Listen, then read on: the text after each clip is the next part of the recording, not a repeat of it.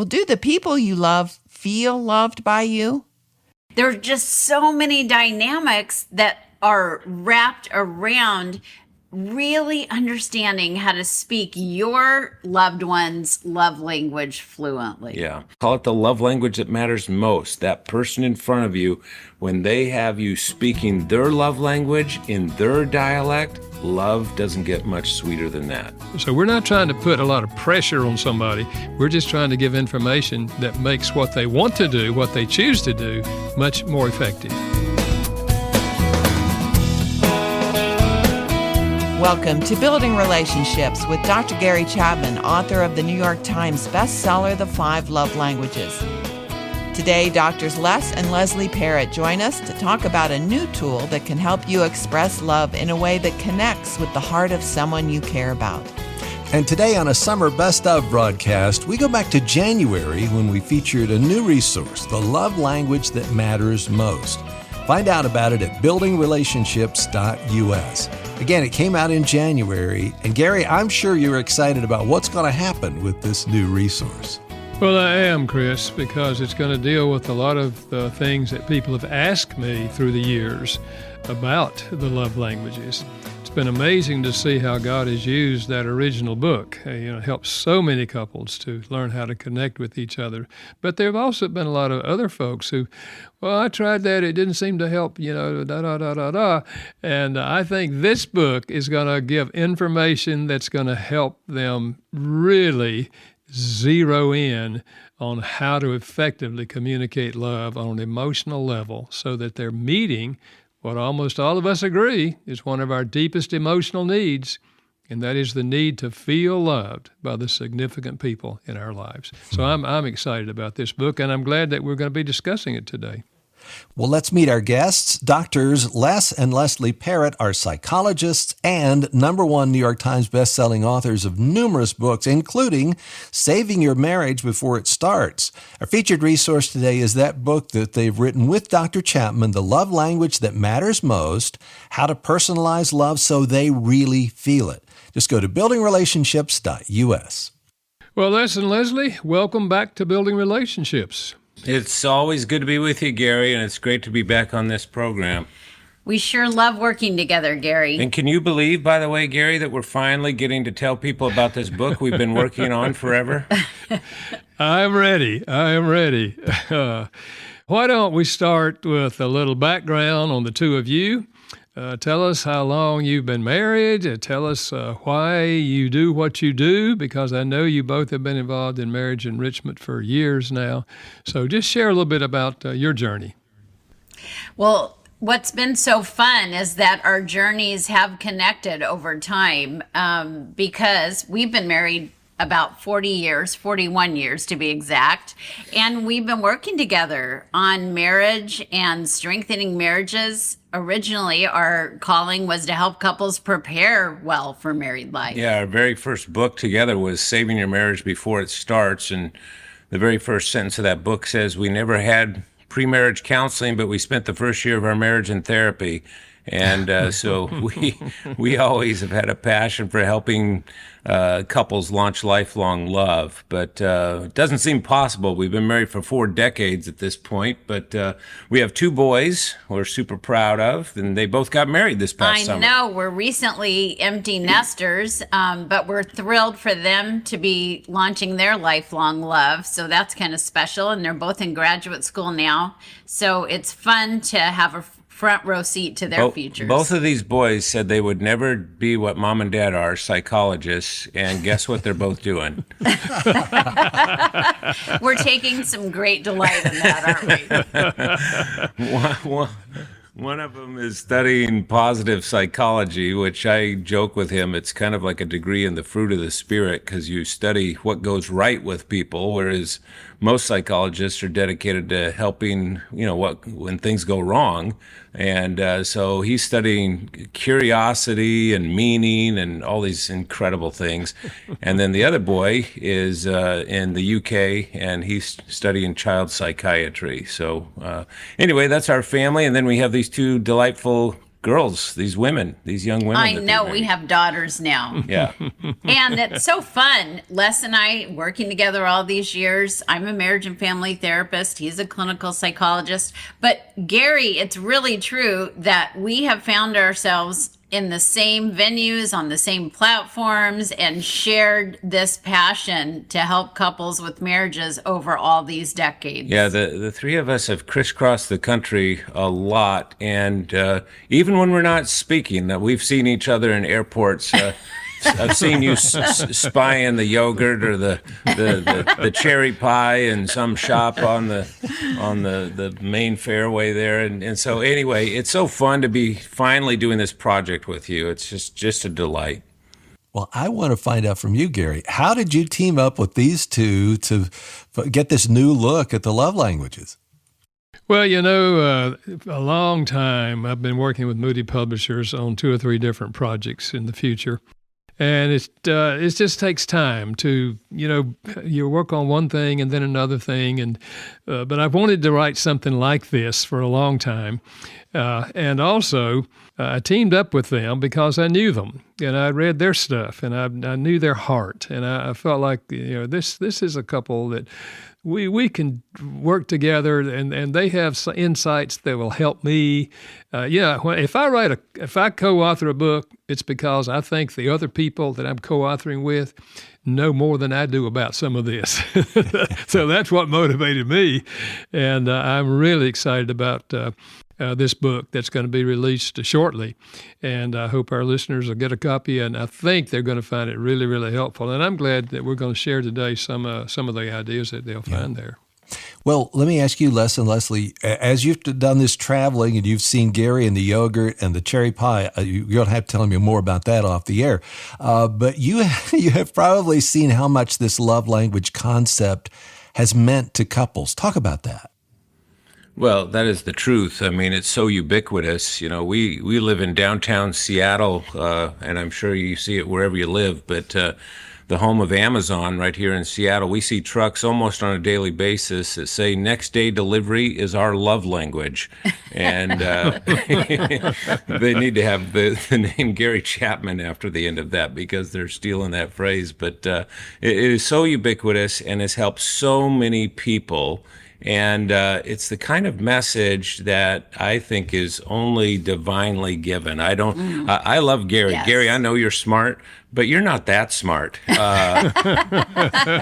Yeah, there's also a sense of the sacred about this deep insight that Gary has shared with couples. And I don't think there's ever been a couple we've worked with that hasn't intuitively and instantly felt their eyes of their heart opened when you shared this concept. Yeah, and when we were tossing around this title of the love language that matters most, how do you do kind of the next step in the 5 love language revolution? How do you, 2.0, how do you take this deeper and further for people?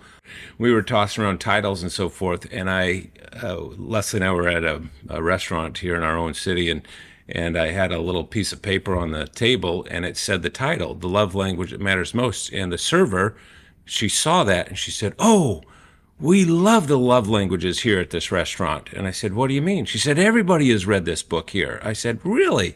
And she said, "But what is it?" I said, "What's what?" She said, "What's the love language that matters most?"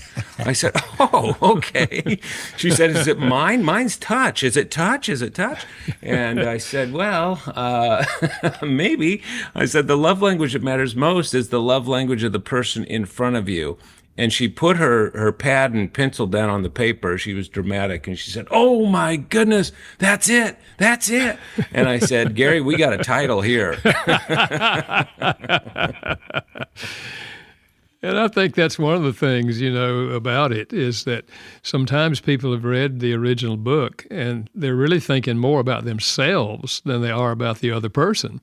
And this is my love language. Now, you need to speak it, And so and they might speak the other person's language, hoping they're going to return, It's kind of a selfish approach to things. But even from the beginning, I had the idea, I wouldn't have put it this way, but the most important love language is the love language of the other person, your partner or the good close friend or whatever.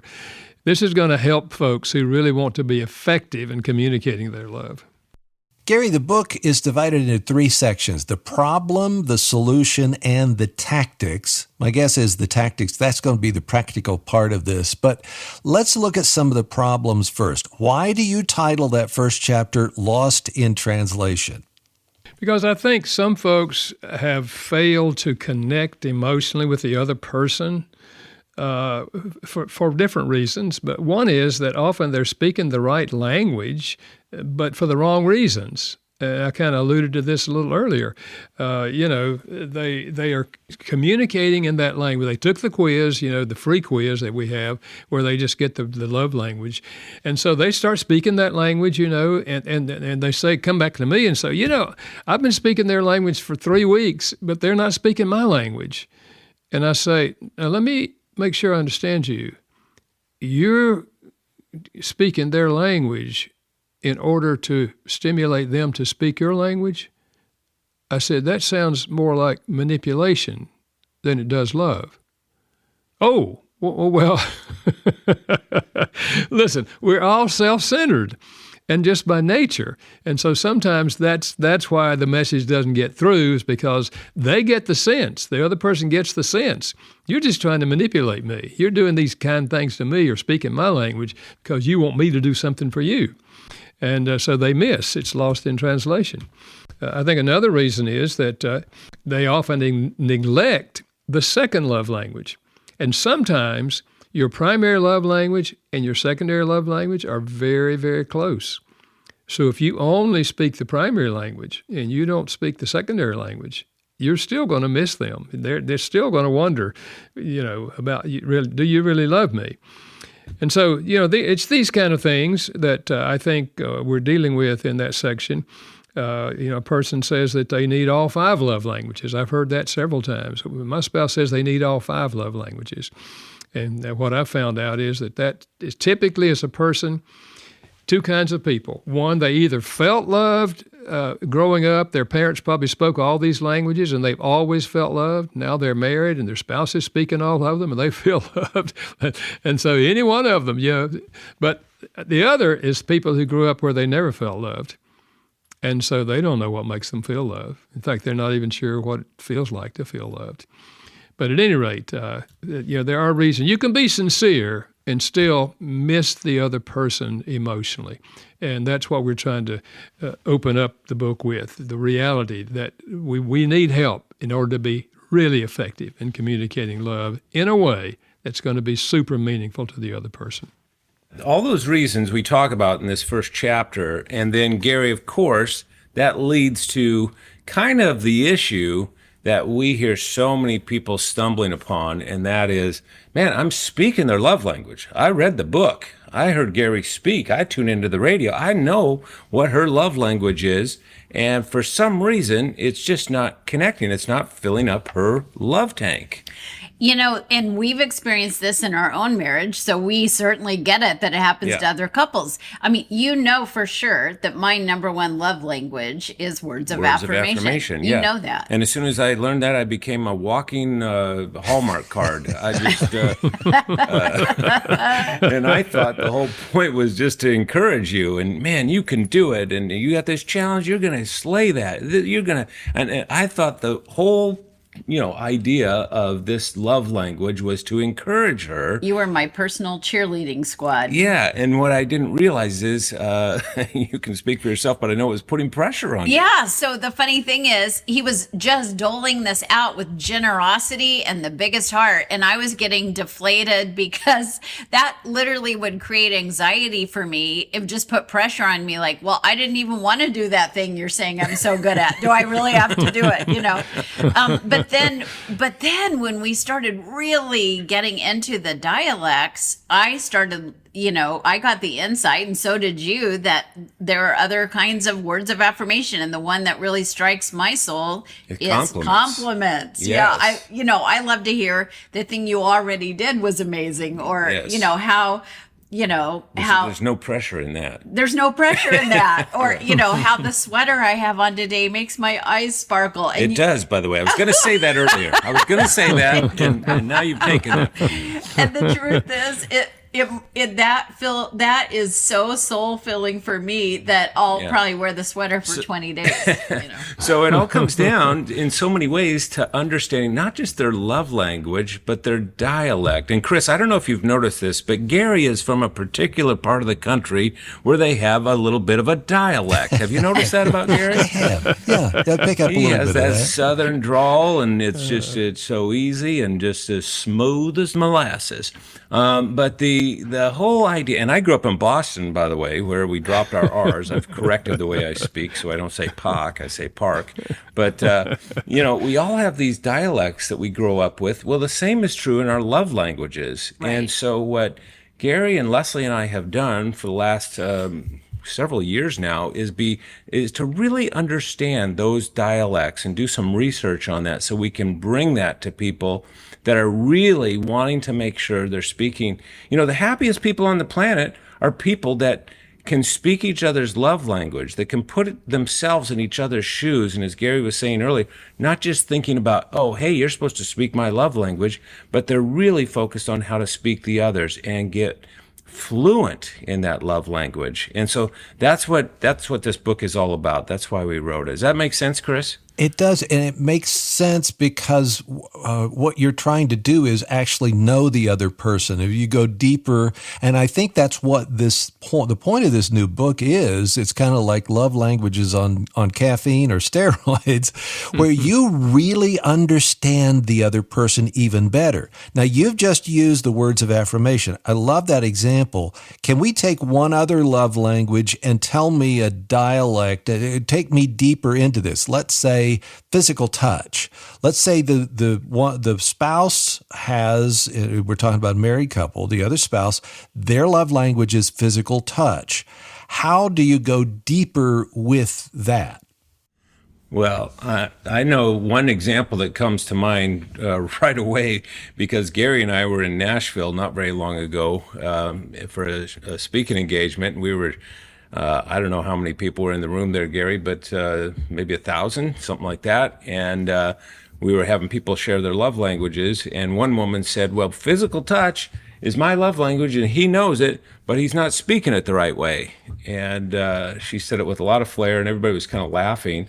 And she said, my dialect is definitely not playful touch, and he thinks that's what it is, and so he's always poking me and tickling me. And she says, I don't want any of that. I want comforting touch. I want a smooth kind of pat on the back and a caress on the shoulder. And that's a dramatically different kind of dialect. And so does that make sense when it comes to physical touch? And by the way, in the book we talk about 7 different kinds of physical touch. And so I know that for some people, they just immediately think, oh, it's always romantic touch. But there's several different kinds of physical touch. And once you get a hold of that, man, then you can really focus in on what it is that fills up your partner's love tank. Yeah, there's all kinds of ways that people express love through touch. I mean, just think of one kind like protective touch, that kind that walks on the outside of the path or puts their arm around you or makes sure that you feel safe in any situation. There's so many different ways that touch conveys love. And you're right, it's just not romantic touch. Yeah. Well, I think that's true of all the languages, and that's a big part of this book. It's not everything of this book, but that's a big part of it. Recognizing some of the dialects in each of these languages and helping you realize it's not enough just to speak their love language in a generic sense. What you want to do is to learn to speak it in the way that's most meaningful to them. And I think it's fascinating. It's a fascinating study, but it's not so much the study that excites me. What really excites me is it's going to make a difference in the lives of people when they get the concept and they discover each other's, not only their primary love language, but the dialect, or maybe more than one, that really, really speaks deeply to them. Yeah. We're talking about the new book, The Love Language That Matters Most, How to Personalize Love So They Really Feel It. It's our featured resource at buildingrelationships.us. Gary and the Parrots are with us today, Dr. Gary Chapman and Doctors Les and Leslie Parrott. And Les, I've heard Gary talk about the love tank for decades now. That concept also is really a part of the place where we don't speak that love and where people feel depleted, right? Yeah, that's exactly right. And, it's such a simple but meaningful metaphor because it's so easy to just kind of touch base with your partner and figure out, hey, how's your love tank doing? And but what we've done in this book is take it a step further and really looked at some of the things that are most people don't really understand the characteristics of their love tank. And first of all, it needs to have the right fuel. That's kind of obvious, right? That's fundamental to this whole concept of love language. Absolutely. Yeah. But we also need to understand it can change quickly. A love tank is rarely static. It's going up or it's going down. And as Gary might say in his part of the world, it can change faster than melting butter on a hot biscuit. Have you ever said that, I'm getting hungry already. But it really can. And anybody that's been married for more than a minute goes, yeah, I can identify with that because it felt like we were doing fine just 5 minutes ago. What just happened here?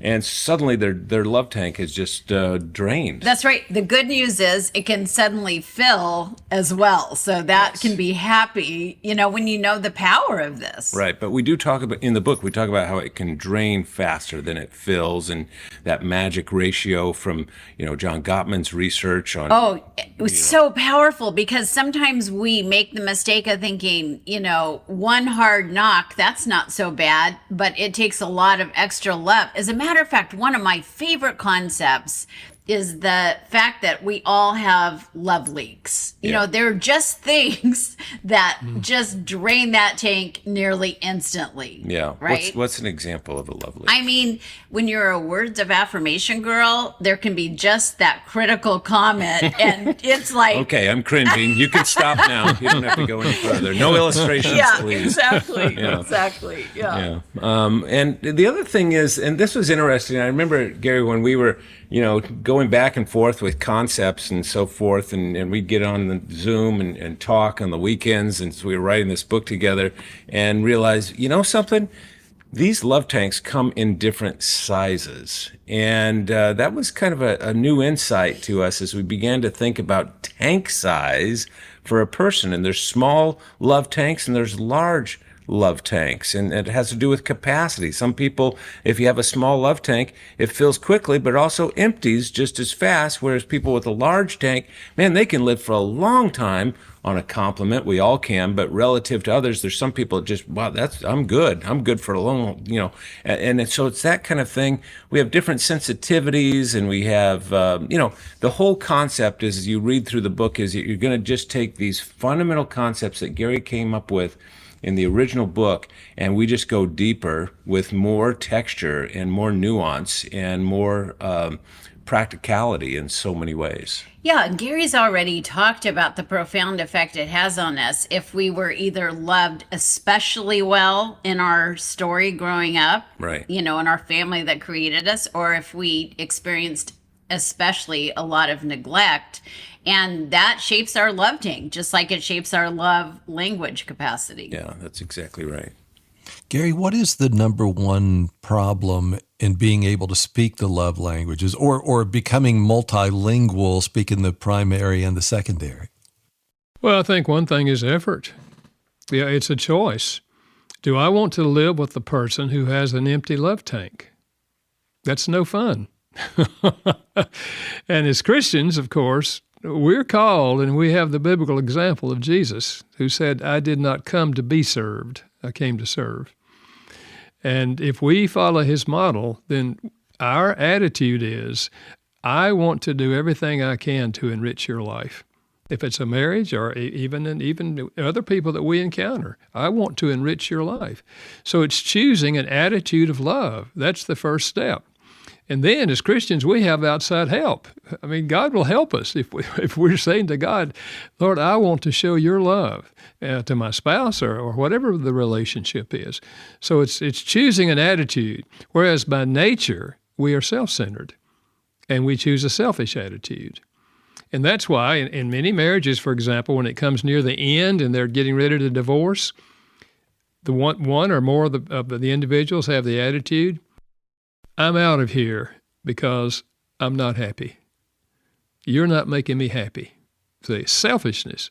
And so love is the opposite. And the good news is we choose our attitude. We don't choose our emotions. We choose our attitude. And the attitude then leads us to learn the kind of things we're talking about so that we can meet this need of emotional need for love, which is not all the needs that we have, but it's certainly one of the biggest needs that we have, especially in a marriage and family relationships.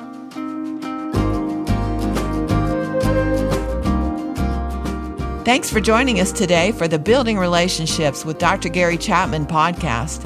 He's the New York Times best-selling author of The 5 Love Languages.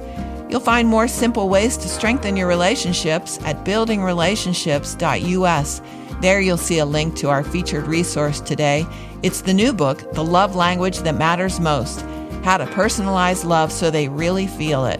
Go to buildingrelationships.us or visit 5lovelanguages.com. Let's talk about personality and how that influences the way we give and receive love through the 5 love languages. Does personality influence us? Boy, I love this question because, Gary, we've spent so much time talking about this, haven't we? In fact, I believe you told me at one point, this is the number one question you get when you're speaking on the 5 love languages. Did I remember that correctly? Yeah, that's one of the most common things that I hear is how does personality relate to the love languages?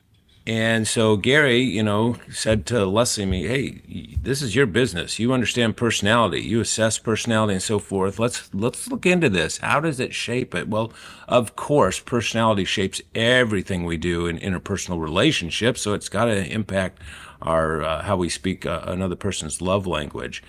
For example, Chris, are you an introvert or an extrovert? I'm at heart an introvert, though I play an extrovert on the radio. I was going to say, Chris, you talk an awful lot for an introvert. So, but you do that for a living. But kind of when it's a default, you're an introvert, is what you're saying. In other words, you draw your energy from regrouping on your own and having that quiet time and where you don't have to exert yourself, and being in an interpersonal relationship can sometimes drain you, or a party or a social setting. Is that accurate? Bingo. Yeah, absolutely. Yeah.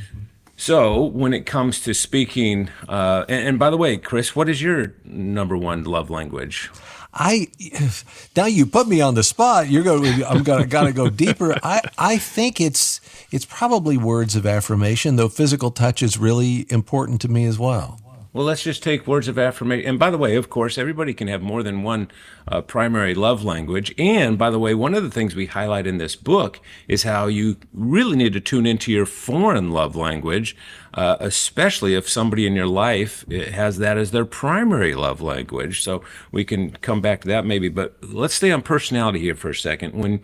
When you say, hey, I'm an introvert, and words of affirmation, my love language. Well, let's say you're at church and the church wants to recognize you for something you did. You had a great campaign for the last missions project or something, and the church wants to acknowledge you. Probably the last thing you want is to be brought up to the front of the church and have everybody clap for you and put the spotlight on you because you're an introvert. You still like the words of affirmation, but hey, can we just do this over lunch, where it's not so public? In writing. Yeah, even better, yeah. So as you kind of layer personality on top of the 5 love languages, it's a little bit like 3D chess, but we've made it so easy for you in this book to understand that. And by the way, Gary, maybe we should say a word about the 5 love languages premium assessment, because this really customizes it and makes it so applicable to you specifically, right? Yeah, absolutely, and I'm really, really excited about it. And it parallels the book, and it's been out there for a few months now. We've had a lot of people take the quiz. It's a premium assessment, which you get a 15-page report, and one of them is dealing with what we've been talking about, and that is the dialect or dialects for you that are most important for you. It identifies them for you, and then the other deals with personality, what your personality is, and how this affects the speaking of the love language of the other person. So now that you have to pay for this one. The other one's free, okay? 160 million people have taken the free quiz. You have to pay for this one, but it's worth it. I'll guarantee you it will really help you discover those two things especially. Yeah, and that free quiz takes about less than a minute. This one takes a little bit longer, but the payoff is incredible. And of course, one of the things in the premium assessment is it looks at your personality and makes it, as we like to say, you put the cookies on the bottom shelf, make it easy to access. But wow, once you get the understanding of your personality as it relates to your love language and that of your partner, you're cooking with gas, as they like to say. I mean, there's so many personality dynamics that are at play. You know, just even think about, are you someone who is deliberate, or are you someone who is more carefree? Because how you would like to give or receive love might be very spontaneous, or you'd rather have it very thoughtfully planned, right? There's just so many dynamics that are wrapped around really understanding how to speak your loved one's love language fluently. Yeah. A good example of that is a couple where he was very curious and he was spontaneous, and so he knew his wife's language was quality time. So he said on a Friday night at dinner, he said, "Honey, how about tomorrow? Let's you and I go up to, this is in North Carolina, go up to the state park and let's take a walk and a little hike together." And she said, "Honey, I've already got tomorrow planned." She's not a person that's going to do things on the spontaneous moment. You know, she's far more organized. And so understanding the personality differences, because he was thinking he was doing something really good to speak love to her, but really he was putting pressure on her to give up her plans for the day. That's it. That's it right there, to be able to know the other person well. But here's the other part of this that I love that comes out in the book, and that is you emphasize consistency, practice, and effort over becoming a master of the love languages. This is not about getting everything perfect. So, Gary, why do you make that distinction? Well, I think because none of us are perfect. And so we're not challenging people to do something they cannot do. What we're saying is, let's just be consistent. Let's get the information, and then let's be consistent in trying to grow. I talk about a growing marriage. I've never talked about a perfect marriage. But we either have a growing marriage or we have a marriage that's going in the opposite direction. We're either getting better or we're getting worse. It never stands still. And what we're hoping, and what all of us have been working for all these years, is to help couples have a growing marriage. So we're not trying to put a lot of pressure on somebody. We're just trying to give information that makes what they want to do, what they choose to do, much more effective. So in that illustration, Les and Leslie, of the man who had this spur of the moment, he thought he was doing it, he's not a failure in that. He uses this overstepping with his wife. He uses that to give him more information so he can move toward her, right? That's exactly right. I love that, because we're practicing, we're learning, we're growing, and Gary's exactly right. It's not about perfect at all. It's about persistence. It's about leaning in and, I just learned something more. She loves shared activity, but what she loves is to have it planned and anticipate it in advance, and we'll look forward to it together. So now he's got more information, and he's loving better. And able to adjust to it, roll with it, right? Yes. It's not just like, oh, well, man, I've tried to love you and now you've ruined it, Exactly.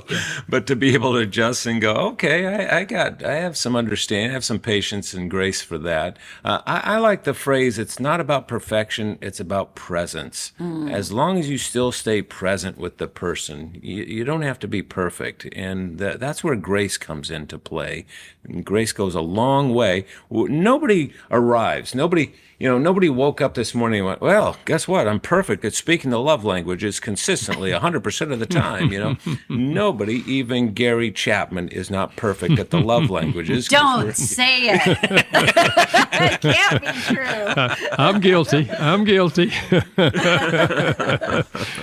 So it's always in process. We're a work in process, and I like those opportunities in a relationship where we each have the opportunity to share that kind of grace, because that's what makes us stronger. I think one of the strengths of this new book is you taking us deeper into the love languages and helping us understand them more. So we've talked about words of affirmation and physical touch.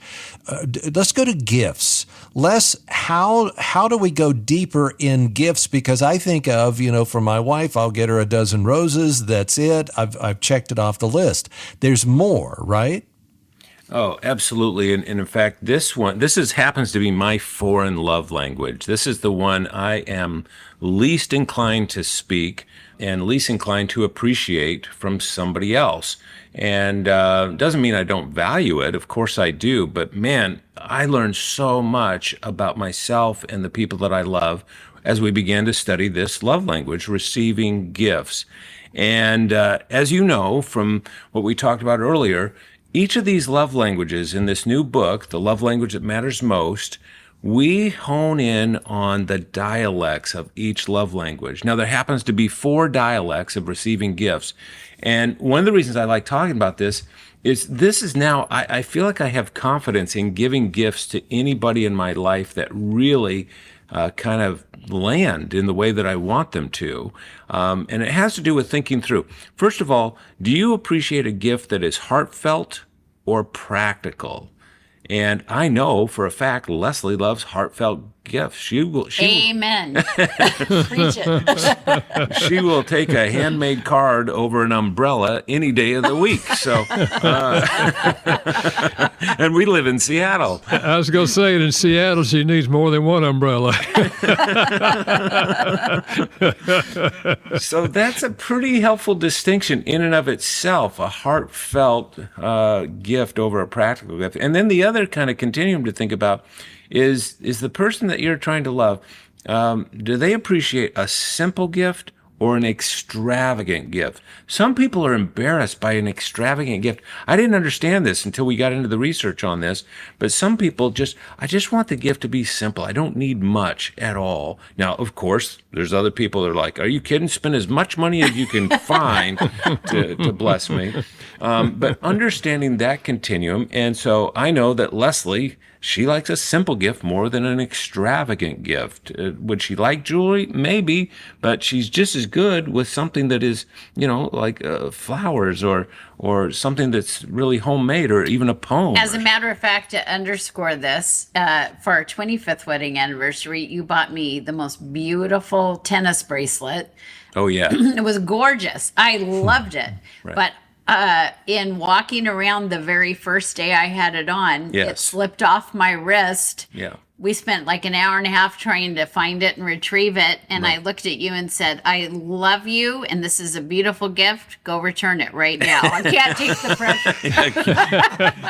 Huge panic attack. Right. But you kind of see how that works. Gary, this has really kind of opened your eyes, I think, in a new way to receiving gifts as well, right? Yeah, absolutely. When we first got married, of course, I knew nothing about love languages, but my dad always told me, buy the woman gifts, So I bought Carolyn all kind of gifts, just on a regular basis. And everything I bought, she took it back and exchanged it. And one day I said, honey, maybe it would just be better to cut out the middleman and you just go buy something you like. Because gifts was not our primary language anyway.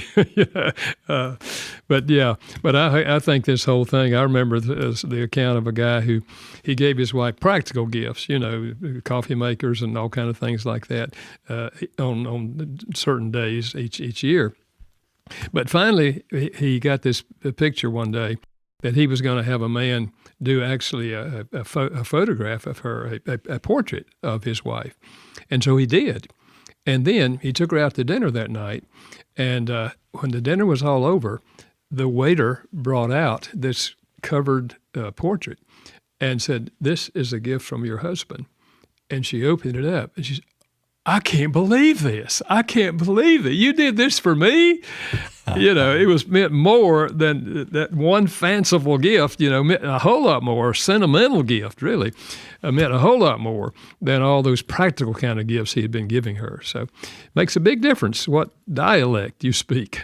Yeah, so there's 4 dialects to receiving gifts. Fanciful gifts, that is things like jewelry or a big concert or something like that. Or maybe having your portrait painted. Yeah, yes, that's a that fanciful counts gift. to me. That's extravagant and heartfelt. And then there's sentimental gifts. Those are the ones that you like, Leslie. And then functional gifts. I think if I were to choose, that would probably be the dialect I speak in this. I'd like a new iPhone or, I don't know, something. I was going to say a new power tool, but I am not a power tool guy. So. Well, you did buy a power drill and got pretty excited about it. It wasn't a gift for me, but I wish I had. And then finally, there's sensible gifts, like an umbrella, like a cookbook, like, whatever. And so though understanding that, even if this is not your primary love language, it'll help you, especially when it comes to those birthdays and holiday gift times. One of the things I love about what this project, the 3 of us have worked on together, is that we're really expanding how we see our love languages too, because we're relying on your primary, yes, but also we're letting everyone know what's secondary, in what order, how much you lean into each of these.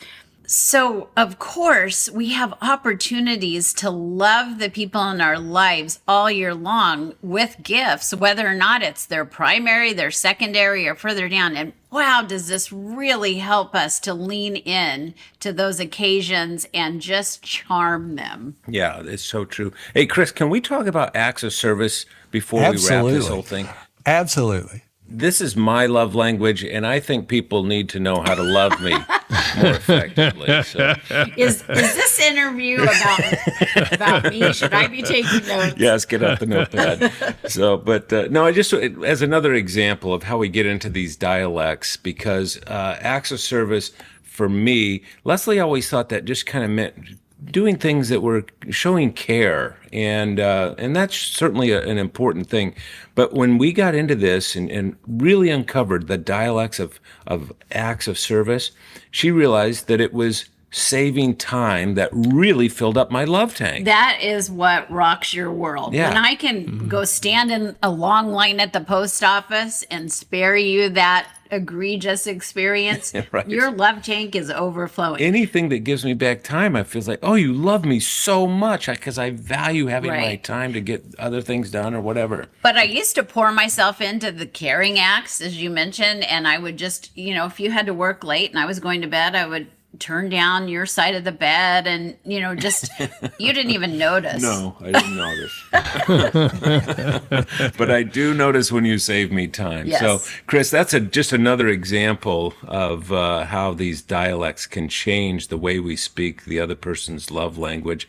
And that's why we call it the love language that matters most. That person in front of you, when they have you speaking their love language in their dialect, love doesn't get much sweeter than that. Yeah, I'm catching the vision for what it is as you take us deeper. Now, how do I know I'm making progress? Gary, how is it all in the response of the other person you're trying to love? Or is there a test that I can take for if I'm progressing or not? I don't know about a progressing test, but once you have the information in this book and in that premier assessment we talked about, you're going to have the ammunition to know how to communicate, how to deliver your love to that person. And I think you tell this by their whole personality response. I mean, you'll see smiles, you'll see the twinkle in their eye, you'll see and depending on their language, they'll probably give you feedback. So I think it's not hard to know if you're doing it. But the other thing is, I think there's a place periodically to say to your spouse, honey, on a scale of 0 to 10, how full is your love tank this week? And whatever they say, if it's less than 10, you say, well, this particular week, what would be the most important thing I could do to communicate my love to you? Now you know exactly in that particular week, and it may not be their primary love language that week because circumstances, sometimes affect what we would like in that particular week. So talking about it with your spouse, bringing up the subject, using the term periodically so that both of you are aware that we want to meet each other's emotional need for love. That's a huge step in having a healthy marriage. Hey, Gary, I encountered in counseling a little while ago a woman, Leslie and I were working with this couple, and she was so frustrated. She said, and I love that idea on the scale 1 to 10. Leslie and I do that all the time. How full is your love tank right now? But for her, for whatever reason, she said, well, if I have to tell you how full my love tank is, then you don't really love me because you should know how full my love tank is. Mm-hmm. And I wanted to stop and pray for the man right there. That's a tall order. But what he realized is he didn't have to ask her anymore because he would just say, hey, I get the sense your love tank isn't full right now. And you watch, it's going to change. And sure enough, he mastered this idea of speaking her dialect within her love language. And you could just tell the countenance in her. He didn't have to ask. So sometimes those personality factors even play into how you ask how full the love tank is. Yeah, that's true. I love that. The whole work of loving goes back to that word presence and persistence. And, if your spouse thinks that she feels most loved when you don't ask her, you can even say, if you're clueless, I'd like to read your mind right now. You tell me how close I'm getting. Yeah. I like that. So you don't fail. Yeah. You know what I love most about this conversation and this new book is there are so many calls, Gary, that you've received when we do a Dear Gary broadcast, voicemails that you get who say, I try, her language is this, his language is this, it doesn't work for me. And the reason why that is laid out in the book. And rather than becoming disgruntled about that and frustrated, I've tried everything, this book helps you say, okay, there must be a dialect that I haven't learned yet, and I'm going to do that. I'm going to get on that horse and ride toward her or his heart. Right, Gary? Yeah, absolutely. That's the whole purpose of this book. And I'm hoping that many, many people who are familiar with the love language concept will realize, boy, I need to plug into this additional insight here because it's going to really help them when they take into account the dialects and they take into account the personality of their spouse. It's going to make them much more effective in meeting each other's emotional needs for love. Well, Dr. Les and Leslie Parrott, thank you for putting the time in. I can tell that you've really enjoyed your time with Dr. Chapman working on this book. Thank you for doing that and for what's come out of it. The best part of writing this book with Gary is when we get together, we know we're going to have dessert. Because he doesn't have a meal without. Do you have dessert for breakfast also, Gary? Because once in a while. No, we've had actually a lot of fun doing this project together and designing this new premium assessment for 5 love languages. And these two things, the new book, The Love Language That Matters Most, and the 5 love language premium assessment, I am so confident that these two things are going to help couples take their love life to a new level, and that's exciting. Well, we hope today's conversation has encouraged you, and if you go to buildingrelationships.us, you'll find out more about the new resource, The Love Language That Matters Most, how to personalize love so they really feel it. You can also find out more about that premium assessment Les just talked about. Go to buildingrelationships.us. And next week, if you feel like God hasn't been fair and your life doesn't make sense, don't miss a conversation with Jennifer Rothschild. I know it will encourage you. Before we go, let me thank our production team, Steve Wick and Janice Backing. Building Relationships with Dr. Gary Chapman is a production of Moody Radio in association with Moody Publishers, a ministry of Moody Bible Institute. Thanks for listening.